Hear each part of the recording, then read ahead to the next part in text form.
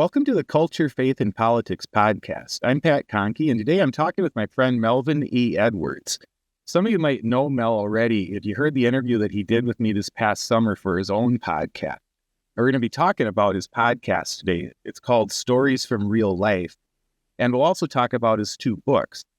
Now, Melvin is a sixth-generation Texan, and that kind of creeps me out. I had a bad experience with a Texan when I was in high school, and you'd have to listen to the interview he did with me to hear that story, but I'm hoping he starts with an apology today, but on behalf of Texas. But Melvin was an award-winning newspaper reporter before he entered the colorful and ambitious world of Texas politics. He started his career writing about Texas high school football, and within a few years, he was a speechwriter for the lieutenant governor and governor of Texas. So hopefully I'm going to be able to get him to talk at least a little bit about politics today, because I think Mel and I have walked a very similar journey in that regard. I met Mel on Twitter a few years ago when he published his first book, which was called The Eyes of Texans, From Slavery to the Texas Capitol, Personal Stories from 6 Generations of One Family. And when I read that book, I knew right then that I wanted to get to know him. But the reason I want you all to meet Melvin today is that I think you're going to be hearing more from him on this channel in the coming months, because I asked him recently if he'd be willing to join me as a co-host on some of these podcasts, to do some podcasts together. So assuming I don't botch my audition today, hopefully you'll get to hear the two of us together this year, interviewing some people that we both want to talk to. So let's just get into it here. Let's get to know Melvin Edwards a little bit before we jump into the books and the podcast. So howdy, Mel. How's it going, Pat? I'm sure it's colder up there than it is down here, but it's pretty cold down here in South Texas. Yeah, what's cold in South Texas? Well, for today, January 9th, when we're recording this, it is 35 degrees and raining, and it's a little bit windy, so it's very uncomfortable. It's unseasonably cold for us, but I'm sure from somebody from the upper Midwest, it's probably no big deal. Yeah, I feel so bad for you. When I started my work day at 2:30 in the morning yesterday, it was 3 degrees. But that's all right. You know, we're all used to different things. So yes, stay warm while we do this. So I definitely want to talk about the podcast that you're doing, and I want to talk about your two books. But before we do that, I want to start with some easy questions. So rumor has it, Mel, that you've got the rarest Myers-Briggs personality type in the world. And so I'm interested in that because it's not a competition, but I know that I have the best one, but I don't know if I have the rarest one. So I'm just wondering, what does it say about you? What does this rare Myers-Briggs thing say? What kind of a weirdo are you? What are you saying? I think there are multiple types of weirdos, and I'm probably all of them. So I can't even remember what the letters are. INFJ, I believe. I'm certainly an introvert, and I think what makes it's my personality profile fits only about 3% of the world's population. And I think part of what makes it unique is I'm normally an extreme introvert. I'm very introspective. I'm intuitive, but I grew up playing sports, and so sort of physical things that didn't really fit in with the first part of the personality. So I love doing my podcast, which is not that much of an introverted thing, and I love coaching baseball after my playing days were over. So I guess a little bit eclectic, and maybe it does fit the weirdo title. Yeah, that's interesting. A little bit that I know about the Myers-Briggs. I'm an INTP, which is like the absent-minded professor kind of person. But the FJ, that combination, it tends to, what I know about that is, at least what I've heard, is like, I know a few people with that combination, and they tend to be like the type who can almost see inside your soul a little bit, like very, very perceptive. That might be one reason that you're good at doing what you do, interviewing people. And that's one of the part of that personality type that I now consider a blessing, that I considered a curse when I was younger, is it carries a huge burden with it, because I tend to be able to literally feel something that somebody else is feeling, not just experience. I just see Like if somebody's crying, obviously they're sad, unless they're crying from laughter. But I can actually feel people's sorrow, and sometimes it feels like a weight I'm carrying. And then I learned over the years that that's my way of carrying other people's burdens with them. So if somebody's mourning, like the way I define compassion, people generally think of compassion as feeling sorry for somebody. I define it as suffering with. So my form of compassion is literally suffer with someone else. And I certainly don't consider that a burden anymore. Right. Yeah, but that's got to be something that I bet that has been something you've had to learn to deal with, but it's also made you, like I said, good at what you do. Like to be able to be a journalist and ask people to get into people's lives or to, interview people. It's a superpower. So I appreciate that. It certainly helps to ask questions when you care about the subject. Right. Exactly. So tell me this. So you're a podcaster, and that involves, like we've talked about, interviewing people to learn their stories. Your podcast is called Stories from Real Life, and we'll talk more about that later. But what you're doing is you're talking to people who have a story to tell, but they're just people, and have a way of drawing out of them sort of who they are. And so I'm wondering, like in years past, or even in the present, who's somebody in the media that you would look to and say, this person's been really good at this, or I learned something about journalism from this person by the way they ask questions? I hadn't even really thought about that before. I can picture one guy's face, but I can't remember his name. His first name is Chris. He used to be on Fox News, and then he went to CNN. Chris Wallace. Chris Wallace, yes, Chris Wallace. And his way, I'm sure he learned from his dad, Mike Wallace. Right. But his style is different. And the way he asks follow-ups, I think that's probably the way his style is a little bit different. And I try not to ask follow-ups as a way of challenging somebody's narrative. I just let them tell their story. So my style of my podcast is, rather than engaging in the details, I just let them tell the story until they feel like they've told that complete story, and then go on to the next one. And that way it makes them much less defensive. Yeah, so it's not confrontational. It's more just drawing out of them what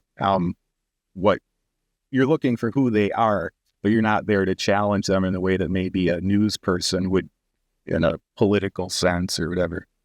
Interesting. So you're also a writer and a genealogist, and your books are about genealogy. And so here's a question for you.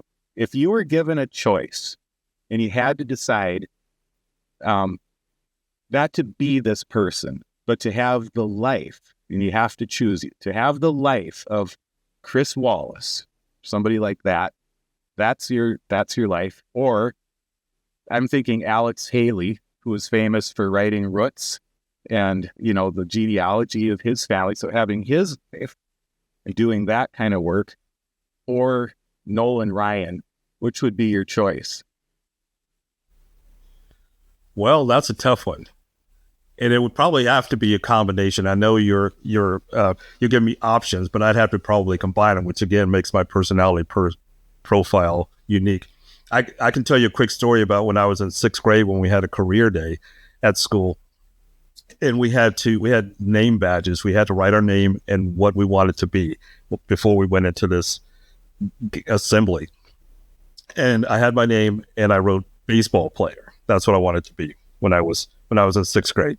And my teacher was offended that I would write that. And she said, baseball is for people who aren't smart enough to do anything else. Oh, wow.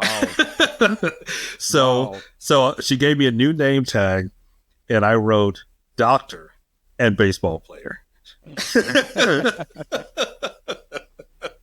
So I still wanted to be a baseball player, and I thought, well, if she thinks I'm too smart for that, then I'll do this, and I'll be a baseball player.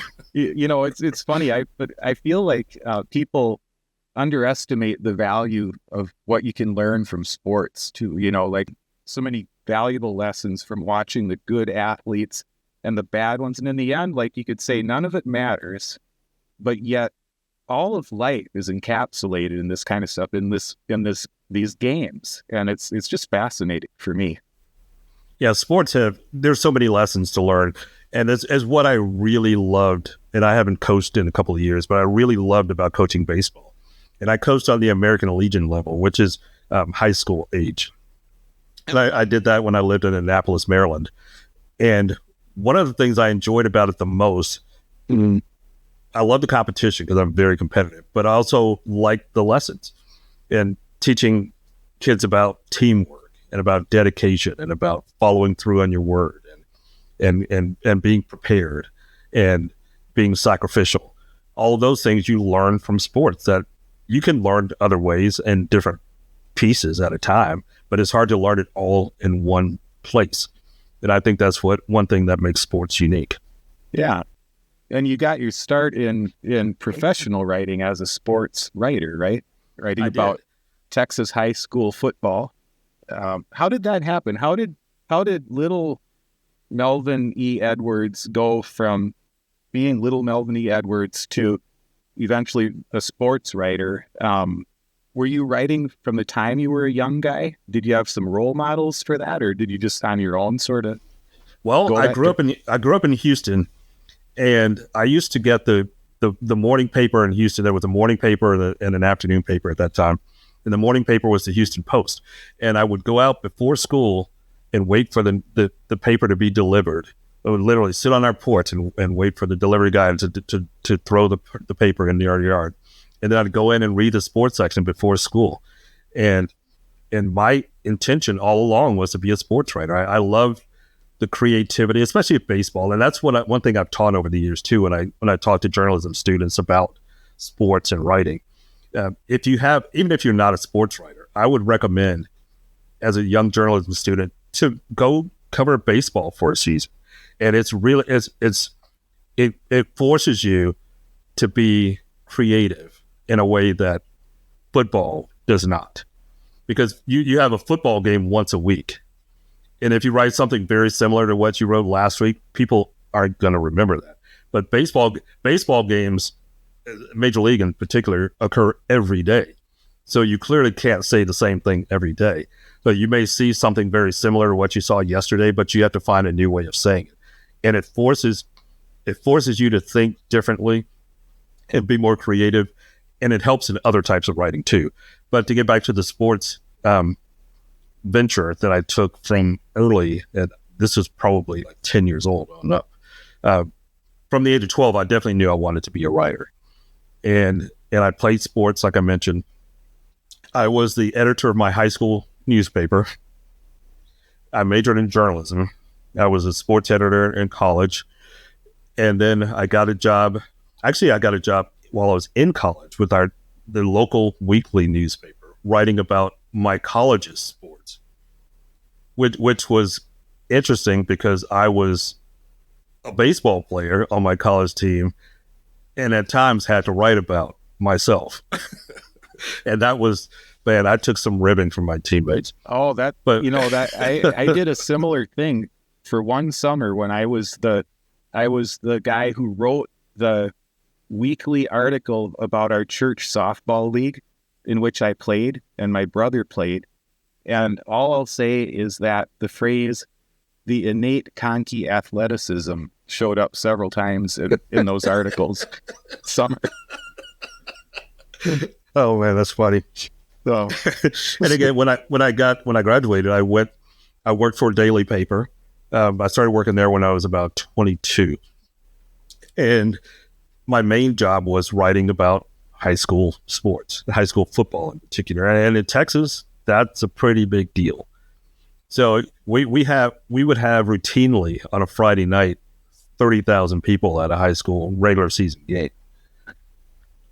And then for the playoffs, you could have, at that time they were playing playoff games, the Houston area were playing in the Astrodome. And now they play at NRG where the Texans play. So you'd have 50, 60,000 people at a high school playoff game.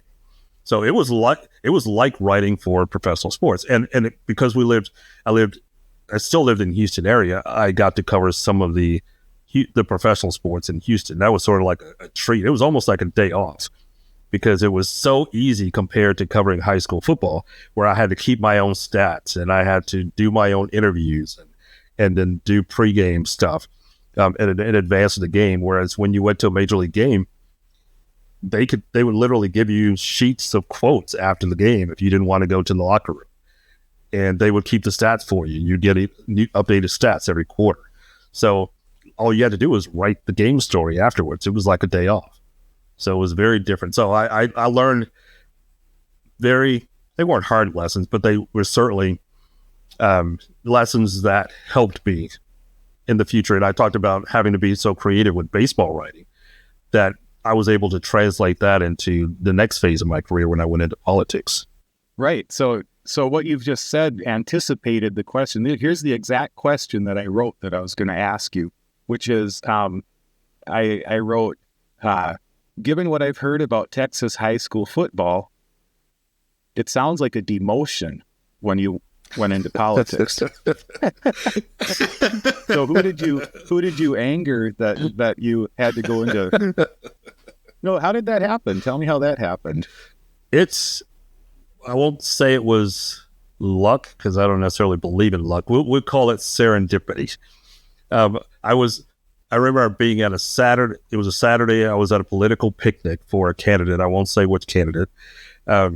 And somebody I had known previously was at that picnic, and he worked for a state senator. And so he said, "I didn't know you were interested in politics." And I said, "Well, I'm learning more, and I'm getting more interested, and I think I'd like to work in politics and in the writing capacity." And so he talked to the senator he worked for, the state senator, who happened to be in our district where our newspaper was. And he was familiar with me because by that time I had stopped writing about sports and started writing columns. And I had the freedom. My editor gave me the freedom to write about anything I wanted to write about, which is pretty rare for somebody who was in their 20s like I was at the time. So that some politics and some like just lifestyle? It was politics, it was sports, it was family, because I had a very young family, which is why I left sports, because I had a young daughter, and the sports writer's lifestyle I didn't think was conducive for what I wanted to be as a father. Because as you think about, sports are at night and on the weekends when most people are off work, and that's when I was working, when most other people were off. So I wanted to be able to be present for my daughter. And so I stayed at the same newspaper and switched roles and went into entertainment writing, and then eventually into news. And so it sort of translated pretty smoothly. And writing those columns, this editor became fairly familiar with my political stances, and he thought it would match his. So he called me in for an interview, and I got the job.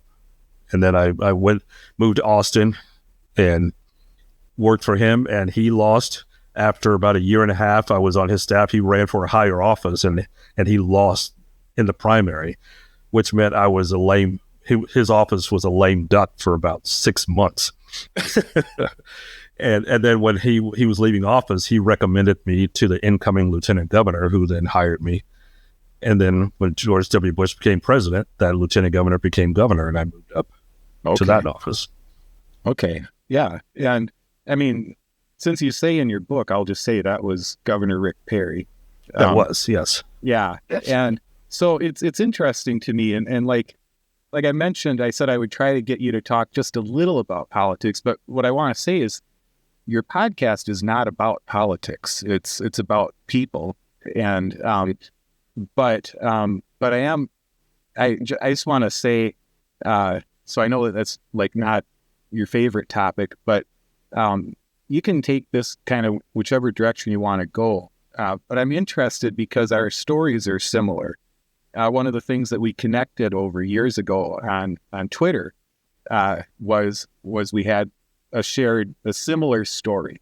I had been quite active in Republican politics, and then but it's just safe to say that I'm not now. And it seems to me that you're also not. And so I just want to ask, instead of getting into like politics, what I'm curious about are what are a few of the big principles that you care about that maybe would have led you in one direction back then? And are you finding ways to connect with anyone nowadays that share these kind of principles? Where do you find hope, even if you're maybe not as aligned with your former cohorts as you used to be? Well, that is a very complicated question. At least for me it is. Because I haven't found where I fit anymore. And I thought I fit pretty well in the Republican Party previously. It may come as a surprise to some people because there are not a lot of minorities in the Republican Party, but I felt pretty comfortable. They at least seemed to align with my principles, and I was accepted, and things changed. And once I got out, let me put it this way. I started shifting away from the insider politics part when I saw the insider politics part. I didn't like seeing the sausage being made, as they call it in the industry. I like sausage. I didn't want to see it being made. So I decided it would be best for me to move on back to the private sector. But I still enjoyed politics, and I gave my time and occasionally my money to political candidates who I thought I aligned with, and tried to get them elected to certain positions. And that all changed in 2016, and I officially left the party in 2016 and became an independent. And since then, I've maintained that independence. I don't fit in neatly with the Democratic Party. I don't fit in at all with the current Republican Party. But there's still things that I'm very passionate about, certain issues I'm very passionate about, the same ones that I was before. And I've sort of gotten involved with this group I started in 2020 called Principles First, and it's hopefully someday it'll become a political party. But as of now, it's more like a political movement. And I've been sort of involved on the fringes. I went to their first conference in 2020, right before the pandemic hit. Literally right before the pandemic hit, about the month before. And I was on their constitutional committee or whatever it was called in like 21 and helped write one of those amendments, and which is still part of the party, the movement platform. And I'm going to the national conference in February in Washington, D.C. So I'm still a part of that. And I still like politics, and I still, again, hold some positions very strongly. But I'm finding it harder to find people who not only match, at least closely enough that I can feel comfortable supporting, but who come at it from a genuine caring about that issue and about the people associated with that issue, and not grandstanding. I find grandstanding to be nauseating, and I really find grifting to be unacceptable. And so I'm not sure I'll ever go back to the Republican Party, but my principles that I have now, I would say what they would probably call me now a rhino. I would accept that. I would accept that. Except I don't call myself a Republican anymore. I'm a conservative independent.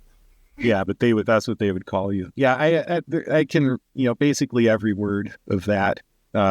I think that's one reason that I've felt comfortable talking to you, because you seem like you're asking a lot of the same questions as I am about the future and about how to basically, I see both of us as trying to make a contribution in this world.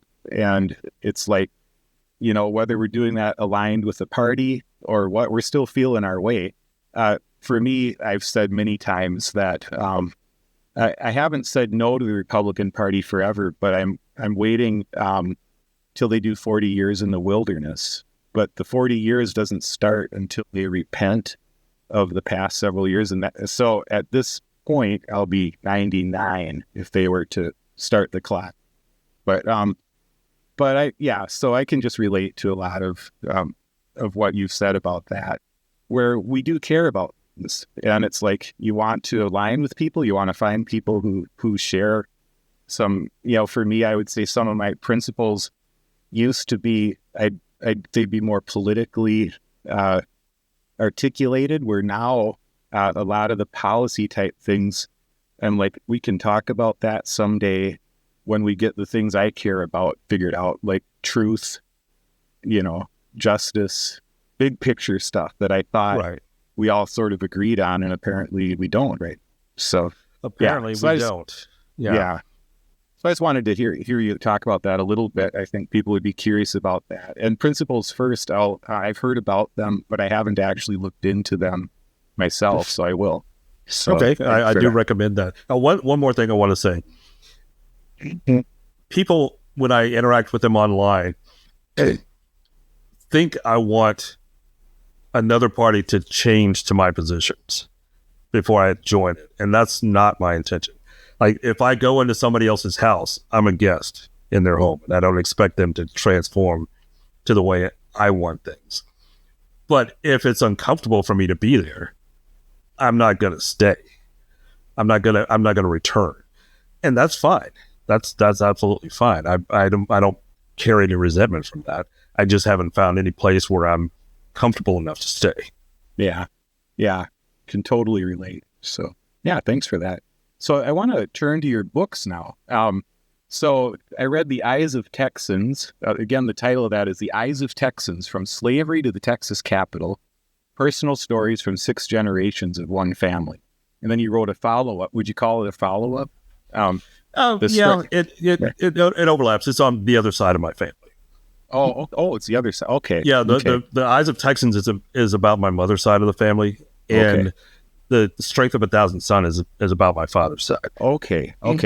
Because I haven't read the second one yet. I read the first one, and but yeah, that's called The Strength of 1,000 Suns: More Stories from My Texas Family. And so, but yeah, both of these books are about the genealogy of your family. And I want to read just a couple of little quotes from it, just to give people a flavor for it, and then have you comment on it. Just in the beginning of the book, in the prologue from The Eyes of Texans, and this is the book, but I'll put a better graphic of that. You write about your great-great-great-grandfather. Isaac Bladen was born into slavery on a farm just outside of Washington, D.C., in a town that is named after the family that enslaved him. That's a powerful sentence.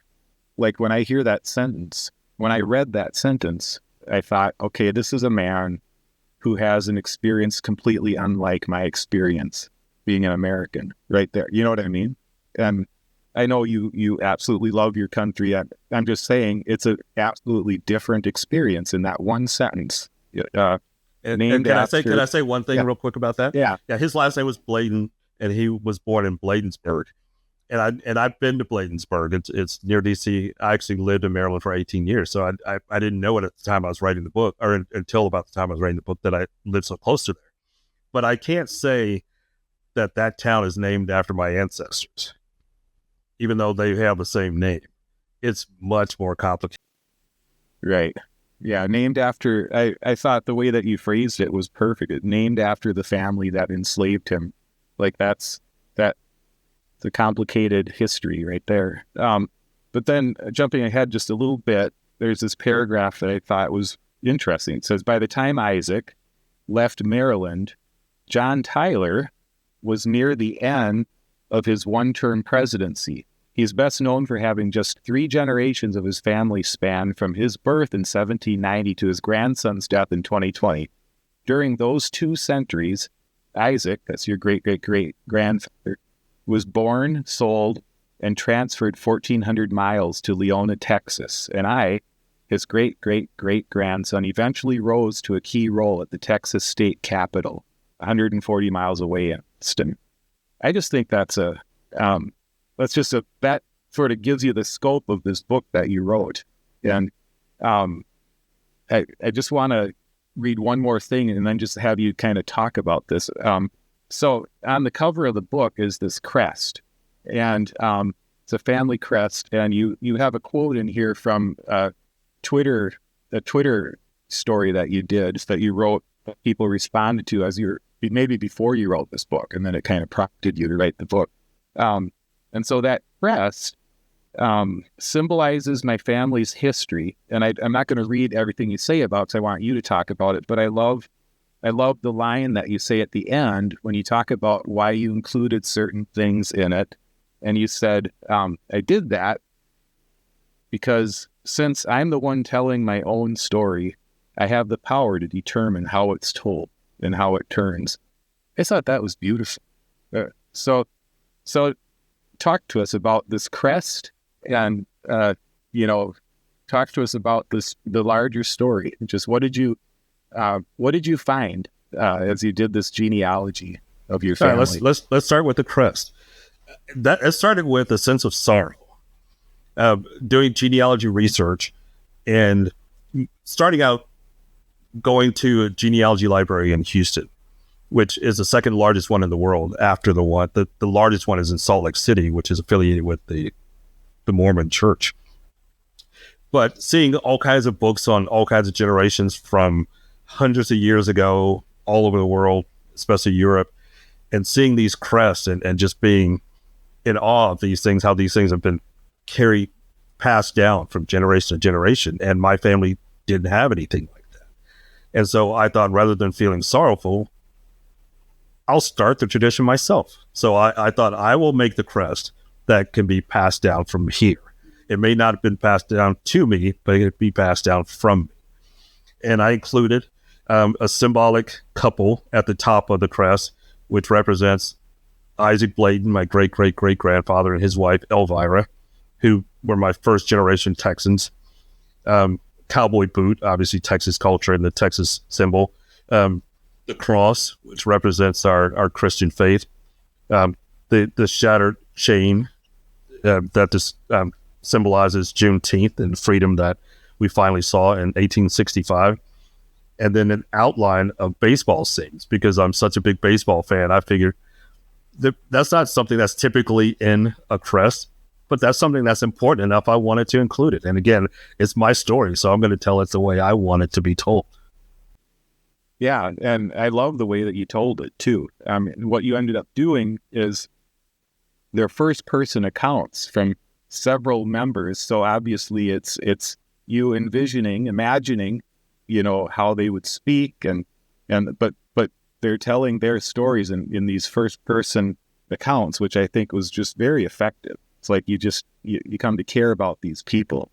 And do you want to highlight a couple of the things that, from writing this book, just a couple of the things that you learned or things that you took away from it that you would want people to know about? Okay, well, first, let me tell you how I decided to write the book, because it wasn't my intention when I sat down to write a book.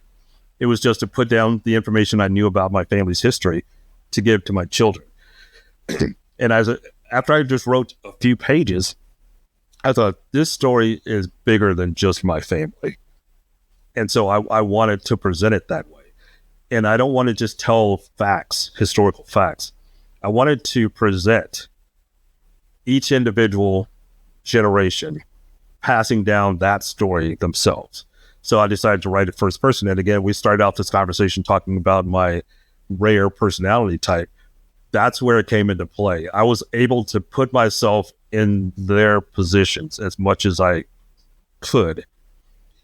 And again, the part where I talked about that personality style being a burden, I sort of wore those people's skin for a while I was writing, and it bothered me to the point where I couldn't sleep.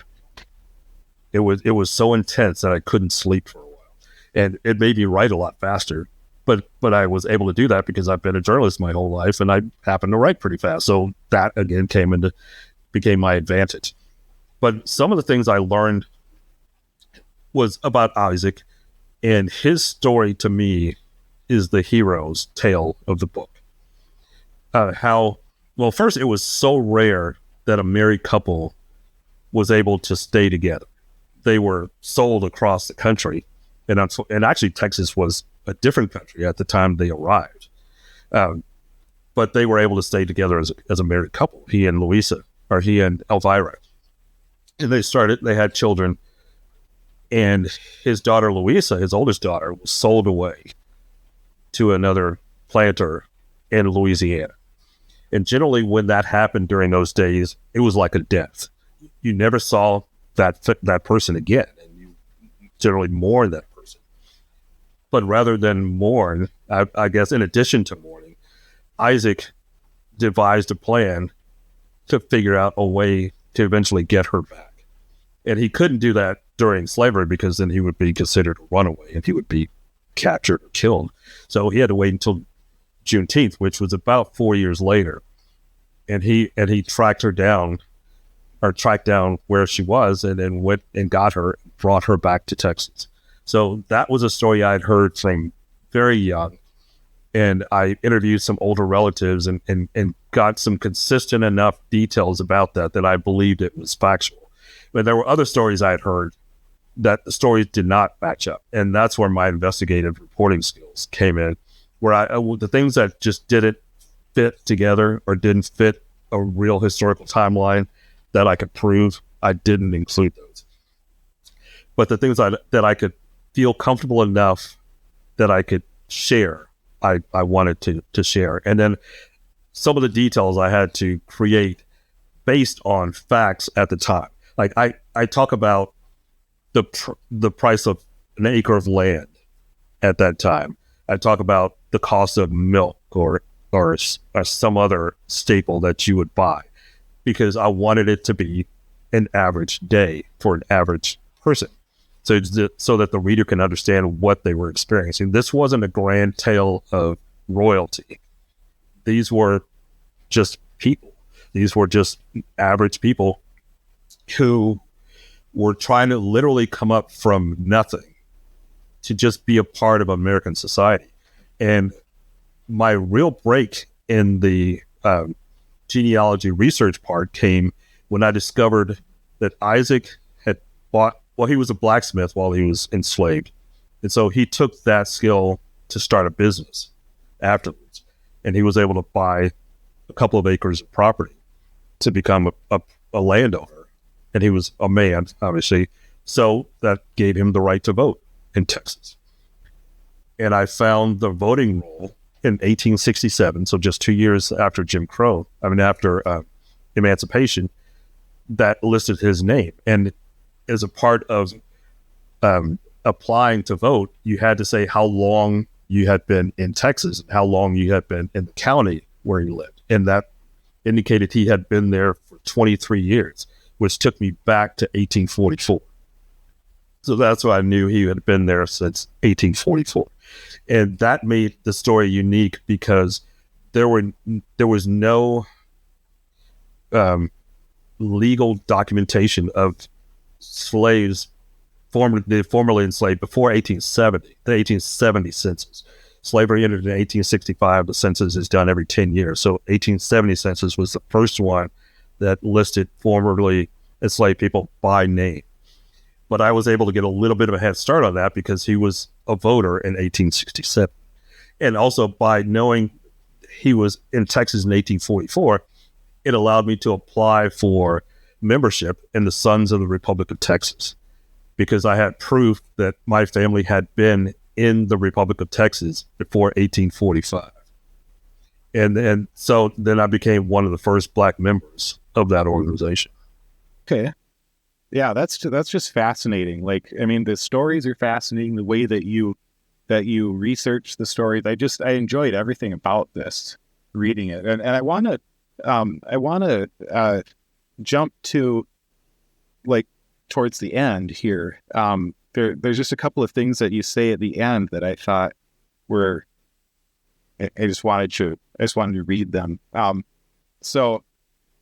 There's so much that I could read out of here, and it's like, time doesn't permit it. So I just had to choose a thing. But I liked towards the end here this sort of extended thing where you're talking about the demon on one shoulder and the angel on the other kept repeating in my head. That seemed like a perfect metaphor for the totality of American life. It isn't as good as some folks think they remember, and it isn't as bad as some folks like to believe. The reality is probably somewhere in the middle. America is the greatest country in history, and Americans also have blind spots. And some of those blind spots are like age-related macular degeneration, and other spots are because objects are closer than they appear, including the objectivity of history. I thought that was great, and I like what you do with it. I'm skipping down here to where it's you're basically talking about how you wrestle with some of the history and where we're at now. And you wrote, "My parents, Melvin and Mel Edwards, came from generations of Texas farmers and cowboys with very little social status. They persevered through real discrimination with uncanny optimism and an inspiring ability to forgive. They can't be here to teach that lesson themselves, so I've been tasked to do it for them. For those who threaten to move to another country in protest," and this is the part that I think is really pertinent for today, for those who threaten to move to another country in protest because they don't like the results of a single election, they could learn a lot from my ancestors about perseverance and toughness. I think that's pretty powerful right there. And I know that for myself, I'm the results of this last election. I've never felt quite so disempowered as I have past couple of months, after the results of this. And I'm thinking, there's whole classes of people in this country who would say, welcome to my story, and I fully recognize that. But just reading this sort of thing helps me to understand on a deeper level. Then I like what you wrote here. You said, so let's start here. Contempt is the lowest form of personal interaction, and humility is the highest. Therefore, always be humble. And I just thought, man, that's a lesson that I need to keep learning every day. And I think we as Americans need to keep learning this. The last one, I didn't like your last line. I remember the last line. Yeah. And if you have the choice, also be a Texan. It's like, if all Texans were like you, I met one other Texan, it didn't go well. But if they were all like you, I would have a much better. I wish I had met you first, But I'm sorry you met Ted Cruz first. Yeah, but yeah, we speculated that it might have been him. I don't think it was, but no, it likely was not Ted Cruz. It was high school. I mean, but I love this line: contempt is the lowest form of personal interaction. Humility is the highest. Therefore, always be humble. And yeah, I just think that's a powerful lesson from that book. Yeah. Humility, I consider humility a superpower. It's something that it can't be faked, or else it's not humble. And I think the hardest part of it is you have to be willing to concede something, even if you're right. And I think that's the hard part. We want to prove ourselves to be right, and we want that to be where we stand. And sometimes it has to just be where we start. And so by being humble, we allow other people into our space without them being humiliated. So there's a wide gap between being humble and being humiliated. And so we want to allow people to maintain their own dignity. And I think that people are much more willing to listen and to concede your point, even if they don't agree with it, if you show that you're not just there to browbeat them. Right. Yeah, exactly. Yeah, I get asked a lot on my YouTube channel about how I personally deal with family members and friends who disagree with me about some of these political things that I care about, or some of these cultural things that I care about. And it's hard to answer because I haven't mastered it. But I know that the key to making any progress is to get that humility part right at first, which for me, part of it is just, why am I having this conversation? Am I having the conversation because I actually think that their point of view is doing them harm, or it's doing someone else harm? And so I'm trying to be helpful in some way, or am I just trying to win an argument? And it's really helpful to put myself in the position of questioning my motives all the time, because there is a lot of just, I kind of want to be vindicated sometimes. And it's like, I've never had a conversation in my life that's gone well when that's my motivation. Yeah, and it's especially hard for me because I'm very competitive, and I'm competitive about a lot of different things. I won't say everything, and I have to rein myself in on stuff like that, because I think is if I win the argument, I lose the war. So if I'm self-confident enough to know that I'm right, I don't need to tell somebody else I'm right. Right. One difference between Texans and Minnesotans, I mean, we're both competitive, but Minnesotans pretend we're not. So that's the difference. Yeah, Texans are very good at pretense. That's also why we're not super successful at sports too. But so yeah, and then I just want to talk about your podcast a little bit here. All right, well, can I talk about the books first before we go to that? Yeah, for sure. Okay, yeah. So you mentioned about my parents and the lessons I learned from them, perseverance and forgiveness. I had great parents. I was very fortunate. And unfortunately, my dad died when I was 13 years old. But I learned so many lessons from him that it carried me through the rest of my teen years and up to this day, actually. But we would go fishing a lot, and he would tell me stories. And a lot of times I was confused by the stories he told me because they weren't relevant to me at that time. But as I got older, I would recall those stories, and I go, that's why he told me that. Or that's why it's relevant. I'm 5 years older now, and he's not here, but he's still giving me advice. So I was very fortunate that way. And my parents suffered a lot is just because of when they grew up. My dad was born in 1927. My mom was born in 1932. So they were like the Great Depression, although there wasn't any real difference in their lives from what they experienced. And my second book being about my dad's side of the family, in particular my dad, the way he grew up was a way that I would not want anybody to grow up.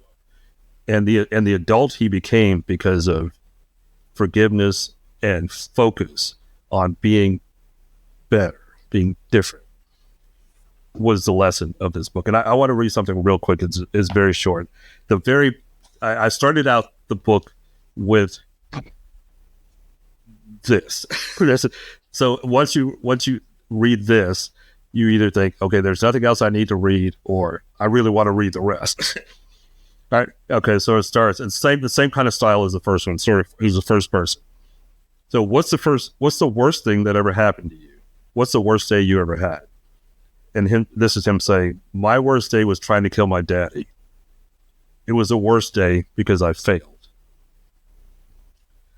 He told me when I was a kid that he had once, his dad was so abusive to him and his mother and his siblings that when he was about 10 years old, he decided he was going to kill his father. And he tried to shoot him, and the gun jammed. And that's how this book starts, with the lesson, how that came about, and then him trying to overcome that the rest of his life. And him at the age of 10 determining that the kind of father he was going to be would be the opposite.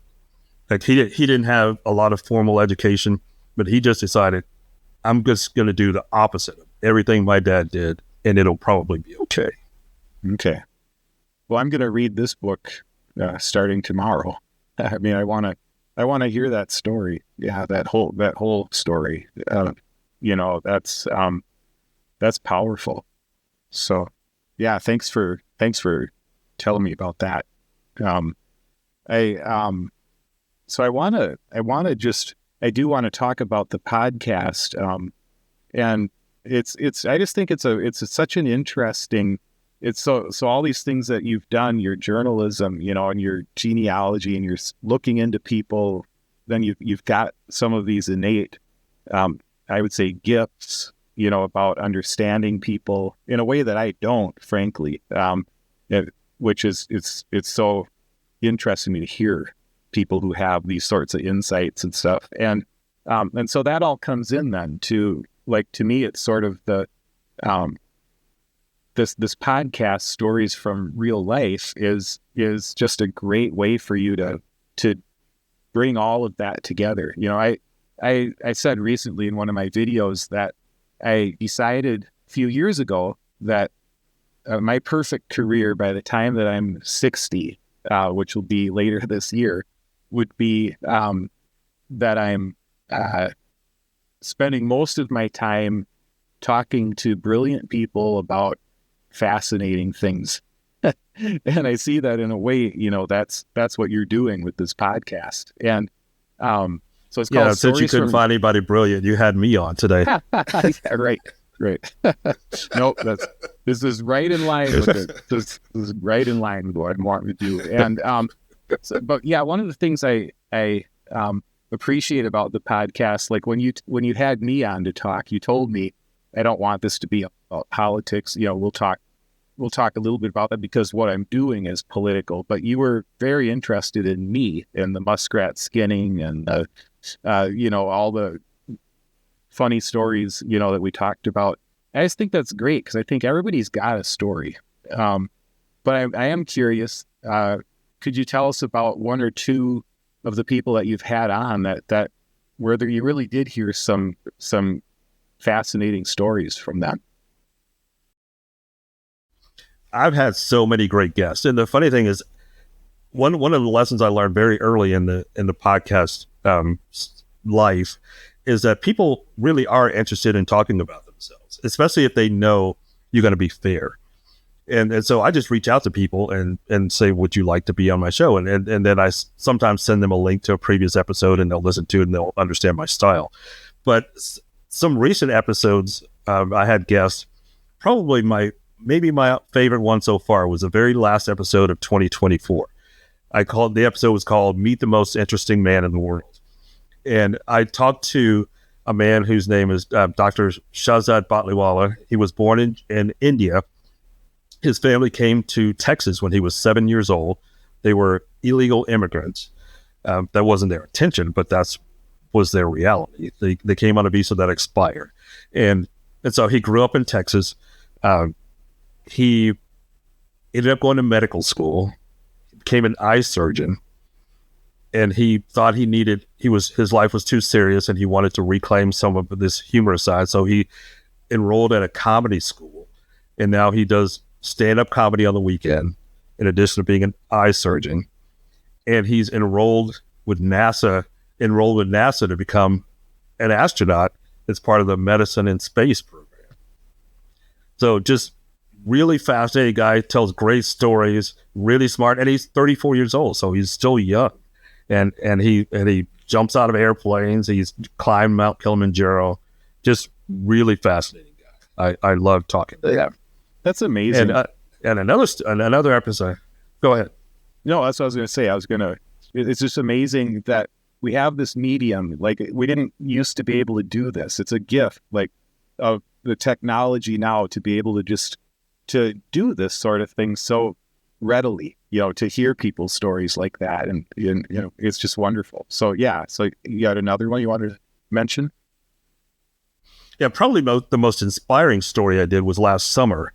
This woman named Rissa August. She had been an athlete her whole life, and she did marathons and triathlons.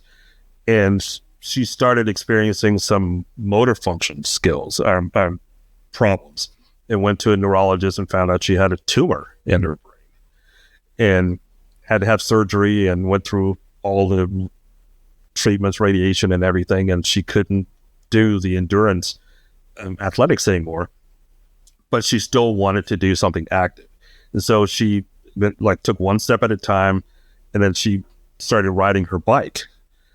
And at one point she decided she would ride her bike all along the West Coast, like starting from southern Canada, going into northern Mexico. Yeah. So this woman with a brain tumor took her bike because she wanted to prove something to herself. And her story was so inspiring because she said there were days when she didn't feel like getting out of bed. And so she would think, what can I do? And she thought, well, I can brush my teeth and I can comb my hair. That may be all the strength I have today, but that's what I'm going to do today. And that was her sense of accomplishment. And I think, how can you lose when you've got that type of a mentality? Yeah, that's amazing. And I just love the idea of that podcast, because there's so many people out there that are worth listening to. And it's like, it's a gift to take the time to listen to people's stories, share them. Like, so a couple of questions, or like two very related questions that I don't know if you'll say these are easy or not, but so since you've been interviewing people and you've gotten, adept at it, I'm curious, two things. A living person, somebody who's alive today that most of us would know, some somewhat famous person, that would be like your holy grail. Like, if I could get this person on to interview, I would love to interview this person on my podcast. And then you can think about that. The second question related is, who would you love to do that with on I don't know why did you see the balloons? It's somebody's birthday. I did. I saw the balloons. It's somebody's birthday. It's like on Twitter. Yeah. But anyway, so the first question is somebody who's alive today that would be like your holy grail person. This is the person I want to interview on my podcast. Like, this would be incredible. Second one is, who would you want to do that with over a 3-hour dinner off the record, where you can just ask all kinds of stuff that you wouldn't ask in a podcast? But man, I really want to know this person, and just while you're thinking, I'll just tell you the two obvious answers. These are for me, the correct ones. answers. The correct answers are Bob Dylan would be the off the record one, because if I tried to interview him, he wouldn't say a word if it were on a podcast. But maybe if I had 3 hours with him, I could get him to answer one question. He's like my main guy. And then the other one, obviously, is Bono. So you can't use Bono. You got to use somebody other than Bono. Okay. And he'd be the best interview, because he would just say, you would bring up a topic and then he would just talk for the whole time. So, and it would be inspiring, and I'd be crying at the end. So, yeah, but who would you like to it's talk funny you to mentioned him. Yeah. Yeah, it's funny you mentioned Bono, because I had an episode with a local teacher, who was obsessed with the U2. And the name of the episode was I Heart U2. And he's gone to dozens of concerts and follows them around all over the country, and nothing that anybody could do if they had a family. So he's young and he's single, so he can get away with stuff like that you or I certainly could not have done when we had our own families. My first question, by the way, if I ever interview anyone famous on my podcast, my first question every time is going to be, hey, do you know Bono? So can you get Bono on my podcast? Yeah, can you talk to him and get him on here? Yeah, my 3-hour off the record conversation would probably be with Paul McCartney. Oh, I'm a huge Beatles fan, and I would love to hear the stories that he could tell. There would be no way you could limit that to 3 hours. Yeah, I love your answer to somebody who asked you online about what you do when you get writer's block, and you said you listen to Rubber Soul. Was it what certain song off of Rubber Soul, or was it the whole album? It's a whole album. It's a whole album, and I've listened to that. That's been my writer's block breaker for probably 25 years. And it has worked every time. I honestly don't know why, but there's something about the cadence of the songs that sparks the creativity in my brain, and it helps every single time. So the Beatles are for you what Bob Dylan is for me, then. Yeah. And the person I would want on my podcast, I was actually talking to my wife about this a couple days ago. and it's for a very specific reason. Questlove, who's also a musician, drummer on, I don't remember, Jimmy Fallon's show or Jimmy Kimmel. I always get those two guys mixed up. One of the Jimmys. Yeah, the Roots. And he has the comb in his hair. Yeah. Yes. And I would want to talk to him about genealogy. I saw him on Discovering Your Roots, the PBS show. And by the way, we one of our regional distinctions between you and I is I say roots and you say roots. So I don't want to tell you you're wrong, but you're not correct. I'm hoping that you're learning something here. I'm just kidding. But I saw in the episode where he was on there, and it talked about his family, his direct ancestors having come to America on the very last slave ship, and unlike other enslaved Africans who came through the East Coast, the ship that carried his ancestors came through Alabama. So it went around Florida and came up through Alabama because by that point, it was illegal to transport slaves. So they tried to go around the law. And he found that his ancestors had, in the census, I don't remember what year census, where it said, where were you born? They were born in Africa. And so I would really want to know about how that felt for him, if he felt more of a tie to that continent, if he's gone there to visit since then to see where they were, because it would be much easier for him to follow their trail because it was much more recent than most other people like me. Like I have no, other than doing my DNA ancestry, I have no idea where my ancestors lived. But I know from the DNA, they were predominantly from Nigeria, but they were from other places, not just Africa, but other places around the world. Like 10% Scottish, for instance. And I'm curious about that part of my life. I don't know where the intersection is. I'm sure that happened in America during slavery. That would be the most likely scenario, but that's still part of my story. Whether it may not have had